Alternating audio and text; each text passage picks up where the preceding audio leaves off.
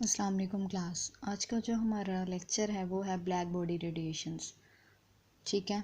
When a body is heated it emits radiation. Radiation कब produce होती है? जब हम किसी बॉडी को हीट अप करते हैं तो जो उसमें से इमिट होता है उसे हम कहते हैं radiations. The nature of radiation depends upon the temperature. और रेडिएशन किस पे डिपेंड करती है? हमारे टेम्परेचर पर डिपेंड करती है। At low temperature a body emits radiation which is principally of long wavelengths in the visible infrared reason. जब हमारा टेम्परेचर लो होगा जो उसमें से रेडिएशंस बॉडी में से निकलेंगी उसकी जो वेवलेंथ होगी वो ज़्यादा होगी। जब टेम्परेचर लो होगा तो वेवलेंथ ज़्यादा होगी एज़ कम्पेयर टू जब टेम्परेचर हाई होगा तो वेवलेंथ हमारे पास शॉर्टर होगी। At high temperature the proportion of shorter wavelength radiation increases. ठीक है, ये एक दूसरे के उलट है। जैसे जैसे टेम्परेचर इंक्रीज़ होगा वेवलेंथ कम होगी, जब टेम्परेचर लो होगा वेवलेंथ ज़्यादा होगी। Furthermore the amount of emitted radiation is different for different wavelengths. हर एक की अमाउंट की जो रेडिएशंस हैं और जो वेवलेंथ्स हैं वो डिफरेंट होती हैं, हर बॉडी के हिसाब से होती है उसकी। कि कुछ होते हैं पार्टिकल जिसको हम हीटअप करते हैं तो उनमें से जल्दी रेडिएशंस निकल आती हैं, लेकिन कुछ बॉडीज़ ऐसी होती हैं, कुछ पार्टिकल्स ऐसे हैं जिसको हम हीटअप करते हैं उस पर हमें फर्दर मोर टेम्परेचर सप्लाई करना पड़ता है तो फिर जाकर उसमें से रेडिएशंस इमिट होती हैं।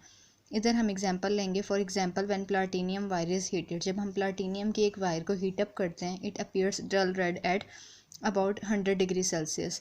तो ये हमें क्या देता है? एक डल रेड कलर का रेडिएशन जो उसमें से निकलती हैं वो, तब उसका टेम्परेचर 500 होता है। जैसे जैसे हम उसका टेम्परेचर बढ़ाते रहते हैं जो कलर है उसका वो डार्क से डार्क होता जाता है। पहले डल रेड था, जब उसका टेम्परेचर पहले 500 था तो डल रेड था, जब उसका 900 डिग्री सेल्सियस हुआ तो वो चेरी रेड हो गया। देन जब उसका 1100 हुआ तो वो बिकम्स ऑरेंज। वो किस में ट्रांस बिकम्स ऑरेंज रेड, तो वो ऑरेंज रेड में हो गया। इसी तरह जैसे जैसे टेम्परेचर बढ़ता जाएगा उस पार्टिकल्स की वेवलेंथ कम होती जाएगी और रेडिएशन बढ़ती जाएंगी। This shows that the temperature is increased the radiation becomes richer in shorter wavelengths.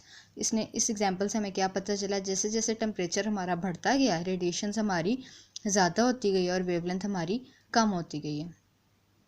ठीक है, जो रेडिएशंस है हमारी वो किस पे डिपेंड करती है? हमारे टेम्परेचर पे डिपेंड करती है। In order to understand the distribution of radiation emitted from a hot body, इसी वजह से हम रेडिएशंस की टॉपिक को समझने के लिए हम एक ब्लैक बॉडी रेडिएशंस लेंगे। We consider a non reflecting object such as solid. हम एक नॉन रिफ्लेक्टिंग ऑब्जेक्ट ले रहे हैं सॉलिड्स। ठीक है, that has a hollow cavity, जिसमें होलो कैविटी यानी होलो कहते हैं सुराख को, जिसके अंदर एक सुराख है। ये एग्जाम्पल में उन्होंने हमें डायग्राम में दिखाया गया, ये सुराख है इसके अंदर। ठीक है, it has a small hole and the radiation can enter or escape only through this whole.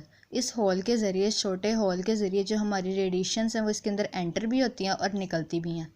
ठीक है, the inside is blackened with soot to make it as a good observer and a bad reflector as possible. और ये क्या है? ये good observer है, यानी कि किसी चीज़ को जज्ब करने की इसमें जो खासियत है वो ज़्यादा है as compare to reflector. Reflector यानी कि रिफ्लेक्ट नहीं करता, किसी चीज़ को ऑब्जर्व करने की खसूसियत इसमें ज़्यादा है। The small hole appears black because the radiation that enters is reflected from the inside walls many times. और ये जो होल है ये कौन से कलर का है? ब्लैक कलर का, क्योंकि इसके अंदर जो रेडिएशन है वो बार बार एंटर हो रही हैं दैन एक्सकेप हो रही हैं, इस वजह से जो होल है इसका ये ब्लैक है। Such a body is termed as black body and has the property to absorb all the radiations entering it. ये इस बॉडी को हम कहते हैं ब्लैक बॉडी रेडिएशंस।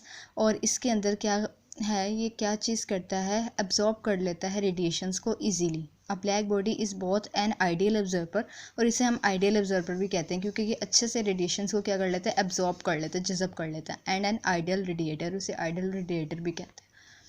जो इससे अगला है वो क्या है? Intensity distribution diagram. अब इंटेंसिटी डिस्ट्रीब्यूशन डायग्राम के ज़रिए किसने हमें एक्सप्लेन किया? लमर एंड ब्रिंकशम ने। Measure the intensity of emitted energy with wavelength radiation from a black body at different temperature by the apparatus। इसने apparatus के जरिए ब्लैक बॉडी रेडिएशंस को इमिटेट करके वो दिखाया विद वेवलेंथ्स। ठीक है, the amount of radiation emitted with different wavelengths is shown in the form of energy distribution curves for temperature. देखो ये जो इसका एनर्जी डिस्ट्रीब्यूशन कर्व है ये हर टेम्परेचर के मुताबिक बना हुआ है वेवलेंथ। जब टेम्परेचर कम था वेवलेंथ ज़्यादा थी। इसी तरह ये कर्व्स उन्होंने हमें दिखाया है कि कैसे ट्रांसफ़र हुआ। इसके जो मेन पॉइंट्स हैं वो क्या? These curves reveal the following interesting facts. At a given temperature, the energy is not uniformly distributed in the radiation spectrum of the body. जब टेम्परेचर सप्लाई किया गया तो जो इसकी एनर्जी थी वो यूनिफॉर्मली हर एक में डिस्ट्रीब्यूट नहीं हुई, ठीक है।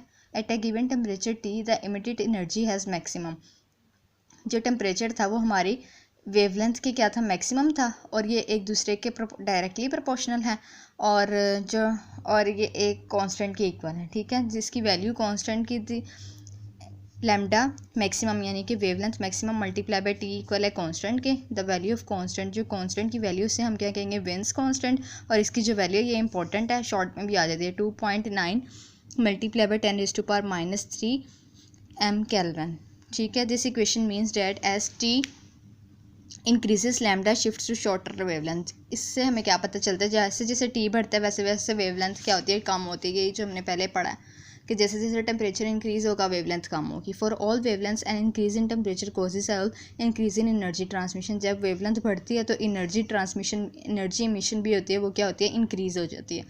इसी तरह जो एनर्जी की इन्होंने हमें वैल्यू बताई है वो किसकी इक्वल है, ई डायरेक्टली प्रोपोर्शनल है टेम्परेचर के। ई इक्वल है डायरेक्टली प्रोपोर्शनल का साइन हटा, ये इस कांस्टेंट को हम कहते हैं स्टेफेंस कांस्टेंट।